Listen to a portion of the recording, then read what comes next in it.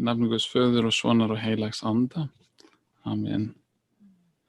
Góði Drottinn, þakka þér fyrir orð þitt til okkar. Við biðjum þig að opna orð þitt fyrir okkur, að það megi tala til okkar og það megi vinna sitt verk í hjörtum okkar. Í Jesú nafni. Amen.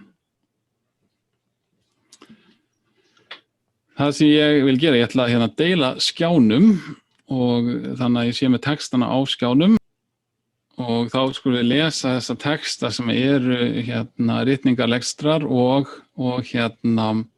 predikunartexti sunnudagsins núna á sunnudag sem þá er byrjað á passíunni eða á píslarsögu Krists. Svona, þá fáum við þetta allt á skjáin Og við lesum úr þýðingunni frá því 1981 og þá kemur fyrst úr Sálmunum, Sálmur 43. Lát mig ná rétti mínum Guð, berst fyrir málefni mínu gegn miskunnarlausri þjóð, bjarga mér frá svikulum og ranglátum önnum. Því að þú ert sá Guð sem mér vígi, hví hefur þú útskofað mér? Hví verð ég að ganga harmandi, kúgaður á óvinum? Send ljós þitt og trúfesti þína, þau skulu leiða mig, þau skulu fara með mig til fjallsins þíns helga, til bústaðar þíns, svo að ég megi innganga að altari Guðs, til Guðs minnar fagnandi gleði og lofa þig með gíjuhljómi, ó Guð, þú Guð minn. Hví ert þú beygð sál mín og ólgar í mér, vona á Guð, því að enn mun ég fá að lofa hann. Hjálpræði auglitis míns og Guð minn. Þá höldum við áfram að lesa úr Rómverjabréfinu í 5. kafla og 12. versi og út kaflan. Syndin kom inn í heiminn fyrir einn mann og dauðinn fyrir syndana og þannig er dauðinn runnin til allra manna að því að allir hafa syndgað. Því að allt fram að lögmálinu var synd í heiminum, en synd tilreiknast ekki meðan ekki er lögmál. Samt sem áður hefur dauðinn ríkt frá Adam til Móse, einnig við þeim sem ekki höfðu syndgað á sömu lund og Adam braut, en Adam vísar til hans sem koma átti. En náðargjöfinni og misgjörðinni verður ekki jafnað saman. Því að hafi hinir mörgu dáið sakir þess að einn fjall, því fremur hefur náð Guðs og gjöf streymt ríkulega til hinna mörgu í hinum eina manni Jesú Kristi, sem náðargjöf Guðs. Og ekki verður gjöfinni jafnað til þess sem leiddi af synd hins eina manns. Því að dómurinn, vegna þess sem hinn eini hafði gjört, varð til sakfellingar, en náðargjöfin vegna misgjörðar margra til sýknunar. Ef misgjörð hins eina manns hafði í för með sér að dauðinn tók völd með þeim eina manni, því fremur munu þá þeir sem þiggja gnóttir náðarinnar og gjafa réttlætisins, lifa og ríkja vegna hins eina Jesú Krists. Eins og að misgjörð eins leiddi sakfelling fyrir alla menn, þannig leiðir og af réttlætisverki eins sýknun og líf fyrir alla menn. Eins og hinir mörgu urðu að syndurum fyrir óhlýðni hins eina manns, þannig mun hlýðni hins eina réttlæta hina mörgu. En hérvið bætist svo lögmálið til þess að misgjörðin yrði meiri. En þar sem syndin jókst, þar flóði náðin yfir enn meir. Og eins og syndin ríkti í dauðanum, svo skyldi og náðin ríkja fyrir réttlæti til eilífs lífs í Jesú Kristi, drottni vorum.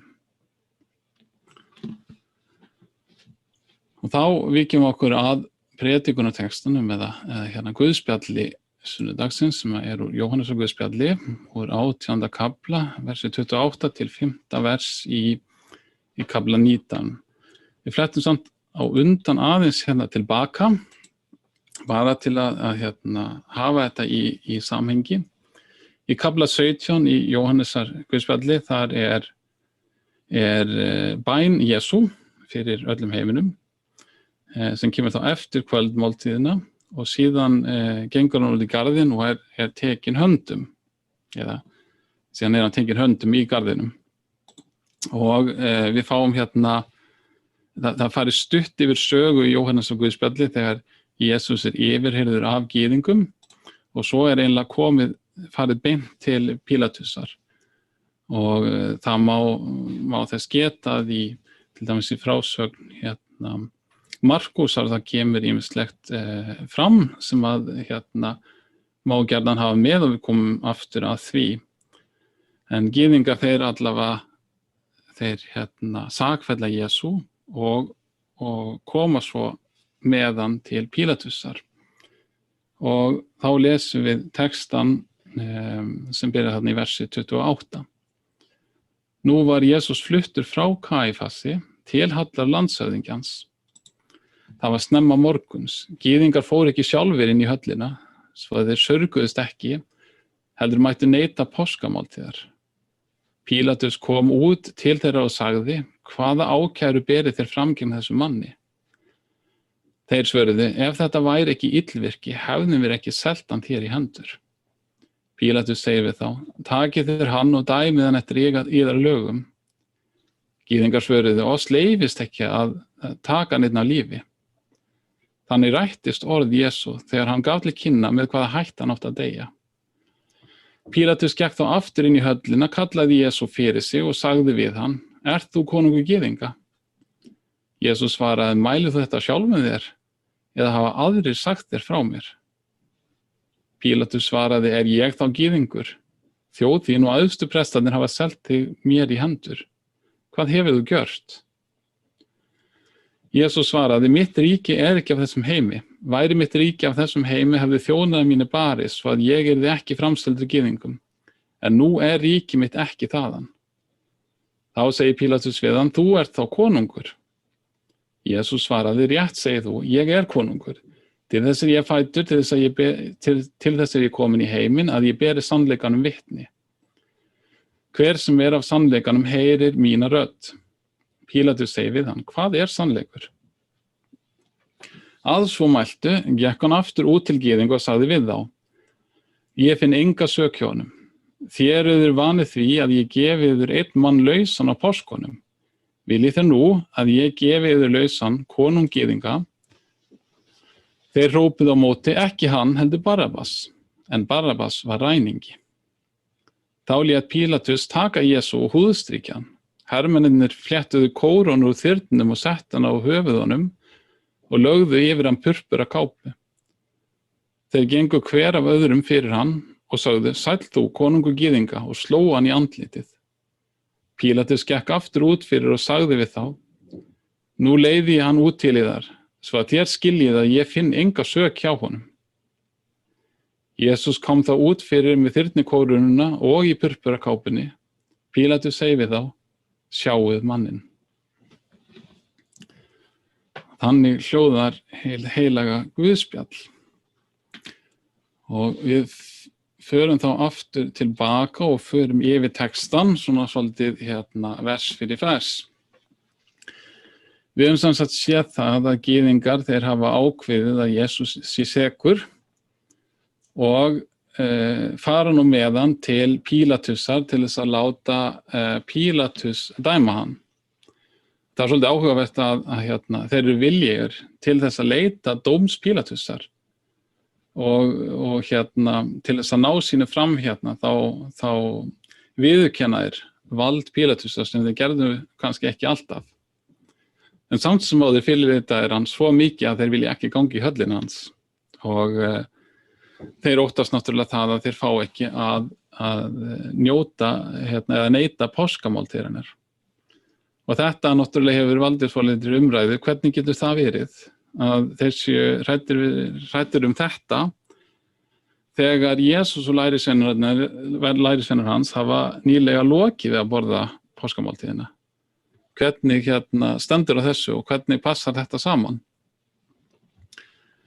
Nú, þetta hefur skoðað frá ýmsum hliðum og það sem má nefna er að bæði orðið páska sem þýtt páskamáltíð og það sem svo kemur í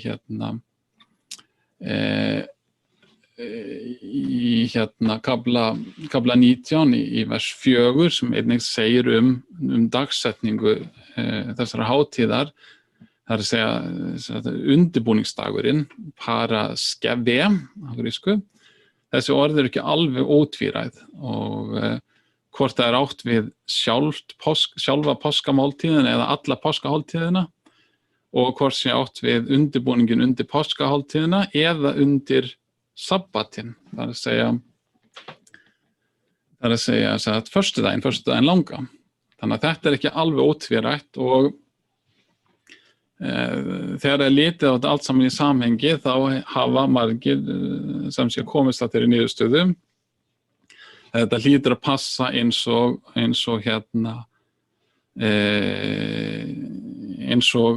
við höldum upp á páskana. Það að segja að Jesús borðaði máltíðina á skírardegi og síðan gerist þetta fyrst að aðfaranátt föstudags og síðan á föstudeginum. Það sem við sjáum hér réttarhöldin gegn Jesús. Og Pílatus hann kemur strax þá með spurninguna og spyr beint út hvaða ákæru beriði fram gegn þessum manni. Það náttúrulega eðlilegt, þeir koma með hann til Pílatus, öll þess að Pílatus segja dæman að hann vilji vita ákæruna. Og maður hefði þá ætlað að þeir hefðu einhverja klára ákæru á hans hendur.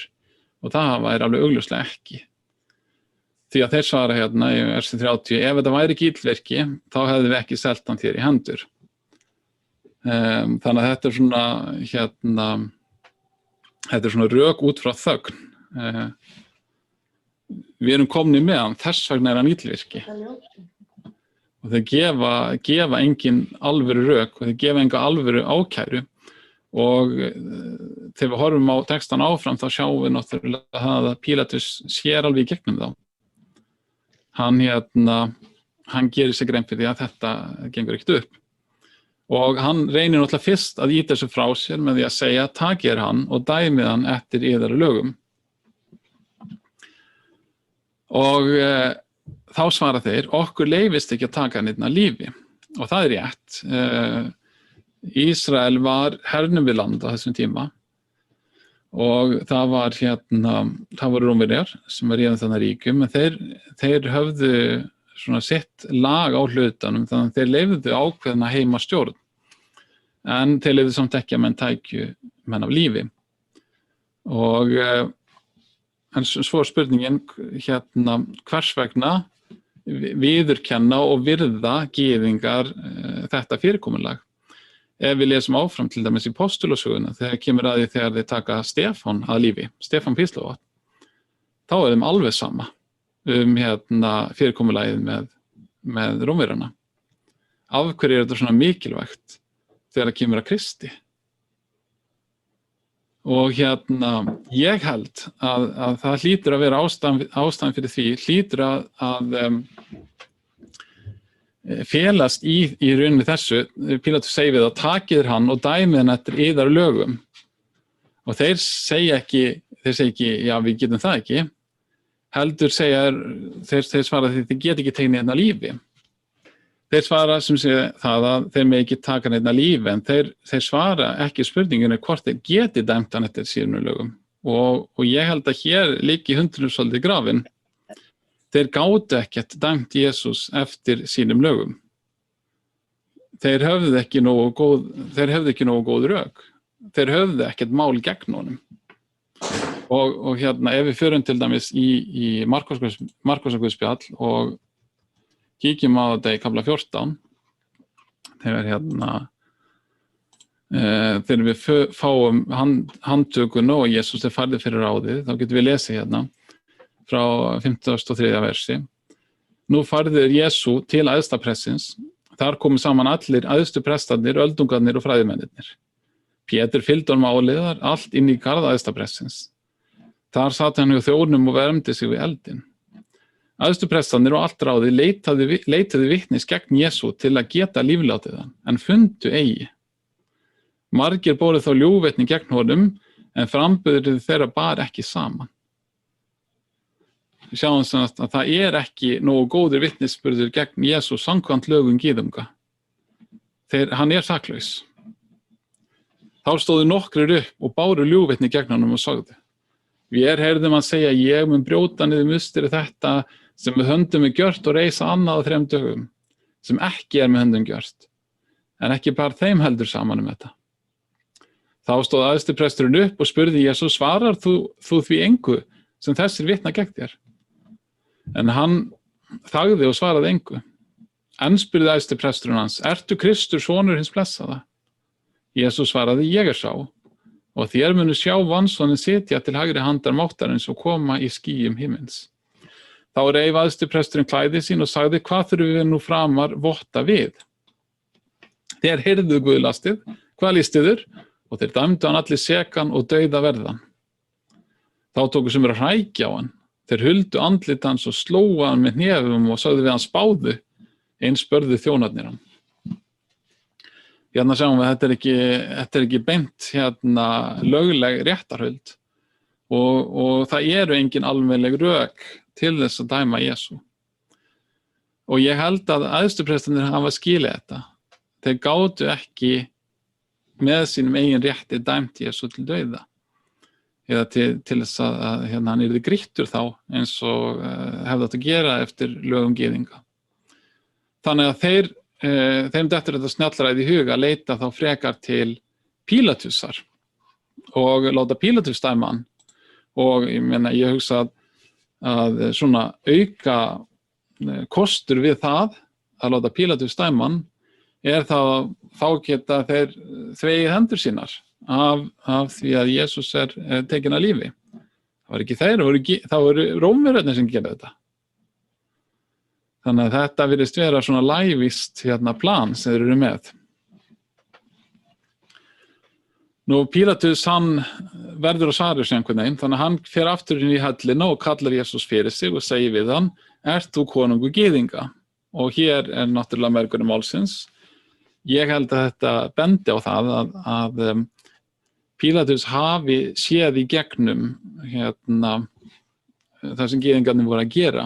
Samt sem áður er það náttúrulega líka þetta sem er megin atriðið þegar kemur að Rómverjum. Þeim er alveg sama guðlast ef það er eitthvað það. En hins vegar að einhver reyni að taka völd, það gengur náttúrulega ekki. Og við lesum áfram, Jesús svaraði, mælir þú þetta sjálfum þér eða hafa aðrir sagt þér frá mér? Pílatus svaraði, er ég þá gyðingur? Þjóð þín og æðstuprestarnir hafa selt þig mér í hendur. Hvað hefurðu gjört? Og svo svaraði Jesú, mitt ríki er ekki af þessum heimi, væri mitt ríki af þessum heimi, hefði þjóna mínir barist. Svo ég er ekki framseldur gyðingum. En nú er ríki mitt ekki það. Og Pílatus, hann heldur þess áfram, hann þarf að fá svar við þessu, þú ert þá konungur. Jesús svaraði, rétt er þú, ég er konungur, til þess er ég fæddur og til þess er ég komin í heiminn að ég beri sannleikanum vitni. Hver sem er af sannleikanum heyrir mína rödd. Og Pílatus kemur þá með þetta sérstaka svar sem að hljómar í rauninni að mörguleyti vel á okkar tímum. Hvað er sannleikur?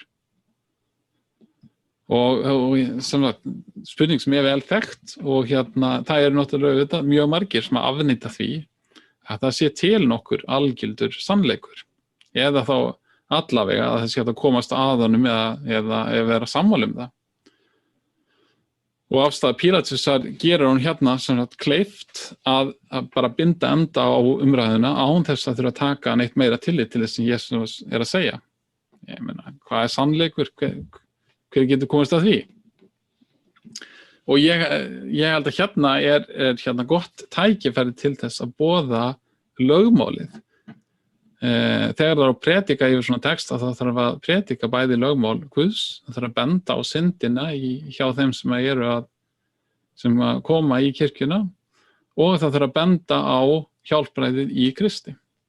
Og höfum við dæmi vers sem getur út frá þessu versi er að predika lögmálið.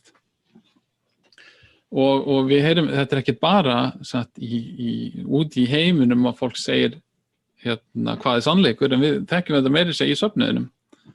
Að þegar við tölum hvað segir ritningin, þá kemur til dæmis, þetta er nú bara þín túlkun, sko. Og mér furðar að fólk skuli tala þannig. Því að ef við erum ósammála það hvað textin segir, þá ekki málið að leita að sannleikanum, leita í textanum og reyna að finna út úr því. Það mætti kannski samanlíkja því við til dæmis svona leiðbeiningabók sem að flugstjóri væri með. Og svo sitja flugmennir í fremst í flugvélinni og svo segir annar, já, þetta nú bara þín túlkun, þú gerir eins og þú vilt og ég gerir eins og ég vil. Það myndi væntanlega ekki ganga. Og það enginn sem þetta svoleiðis hugsa svoleiðis svona leiðbeiningabók og hvað þá orð Guðs líf og dauða og hjálpræðið.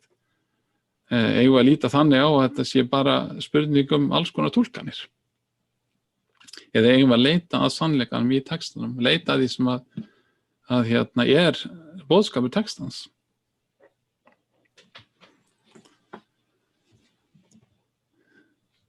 Ef við höldum áfram, þá stendur sem sagt hér, að svo mæltu, gekk hann aftur út fyrir til gyðinga og sagði við þá, ég finn enga sök hjá honum. Þér eru því vanir að ég gefi þér einn mann lausan af fáskum, viljið þér nú að ég gefi þér lausan konung gyðinga. Þeir hrópuðu á móti, nei, ekki hann, þeir hrópuðu á móti, ekki hann, heldur Barabbas. En Barabbas var ræningi. Hérna kemur aftur spurningin, hvað það sem að gerast hérna?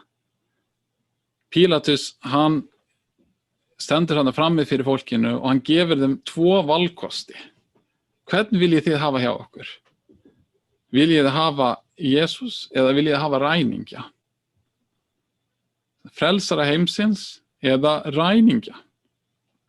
Það eru valkostinir sem þeir fá núna og þeir velja ræningjan fram yfir Jesú. Og þetta ef það á leita að einhverju sem við höfum kallað synd gegn heilugum anda, synd sem ekki hægt að fyrirgefa, þá það að Jesús bara, honum afneitað, þegar við afneitum frelsara vorum. Þetta einnig svona sem að margir menn lifa í dag, að þeir vilja heldur ræningjan, þeir vilja heldur syndina, þeir vilja heldur hið illa, heldur en höfðingja lífsins, heldur en Krist. Þegar við stöndum fram fyrir svona vali, og þá segjum við, já, við viljum heldur Barabbas, takk.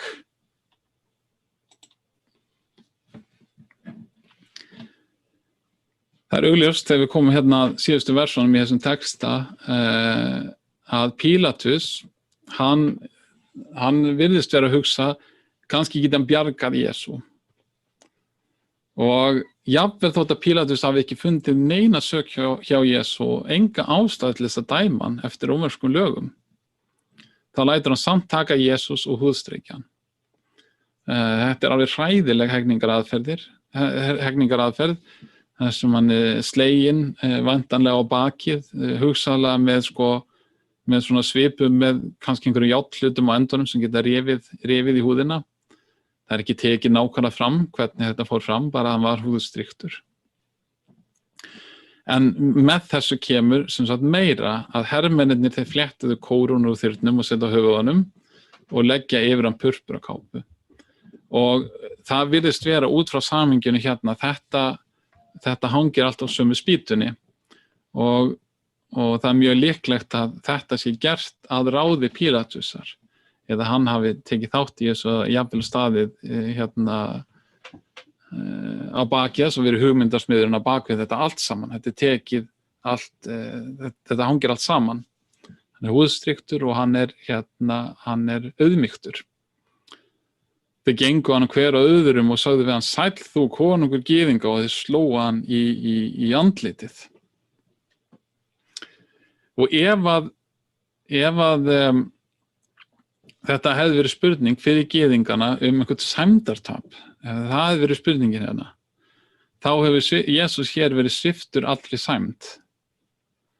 Og þeir hefðu átt að geta sagt við þessu að allt í lagi, við látum þetta gott heita. Hann hefur verið sleginn og hann hefur verið auðmýktur og elli skammar og það enginn sem vill fylgja honum núna. Og Og við sjáum þetta kannski í þessum gerast núna. Pílatus, hann gengur altså, sem segir, aftur út fyrir þau og segir, nú leiði ég hann út til yðar svo að þér skiljið að ég finn enga sök hjá honum. Jesús kom þá út með þyrnikorunu og í purpurakápunni og Pílatus segir við þá, sjáið manninn. Og þetta sjáið manninn, þetta virðist benda á það sem hann núna búin að gera við Jesú og búin að leggja á hann. Sjáið mann, kannski bætti hann við, ef það þá hægt að kalla hann mann. Það er búið að svipta hann sko allri sæmd. Það er búið að slá hann, hann er blóðugur og Pílatus hefði getað sagt, hann er eins og aumingi. Hvað er að abbast upp á hann meira? Láta hann bara vera. Þetta eru svo sem spekulationir, það er ekki hægt að segja nákvæmlega hvað Pílatus var að hugsa, en það gengur upp svolítið með þessu að hugsa þannig. Og það eru þetta meir en eitt þetta að segja, en það sem fyrsta sem ég myndi vilja segja er náttúrulega það að ef að Pílatus er að reyna að bjarga Jesú frá krossinum, þá er hann að reyna það sama og Pétur reyndi og við heyrum í Guðspjöllunum. Til dæmis getum við flett hérna upp aftur í Markúsar Guðspjalli í kafla 8.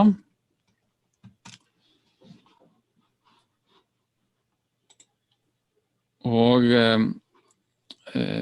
lesum hérna frá versi 31.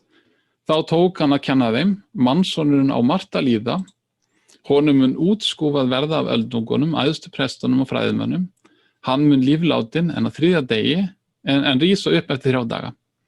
Þetta sagði hann berum orðum, en Pétur tók hann á innmæli og fór að átelja hann. Jesús sneri sig við, leit til lærisveina sinna, ávítaði Pétur og sagði, vík frá mér Satan, eigi hugsar þú það sem Guðs er, heldur það sem manna er. Það að reyna að bjarga Jesú frá krossinum og taka hann þaðan niður, það að reyna að taka krossin frá Jesú, það er ekki samkvæmt áætlun Guðs, það hjálpar engum. Því að Jesús, lífið hans var ekki tekið frá honum, heldur hann gaf það. Hann gaf það sem lausna peningur fyrir marga. Þetta var hans áætlun, þetta var það sem hann vildi, var að gefa líf sitt fyrir okkur. Að taka Jesús frá krossinum er að taka hjálpræði frá okkur. Þannig að það sem Pílatus þá var að reyna að gera, við það að taka krossin frá Jesús, það jók bara þá synd sem Jesús þurfti að bera. Það jók pínu Krists. Að Pílatus reyndi að taka Jesús frá krossinum var til þess að Jesús var húrstryktur og laminn og þurfti að bera þyrnikorunu. Að taka Krist frá krossinum, það hjálpar sem sé engum.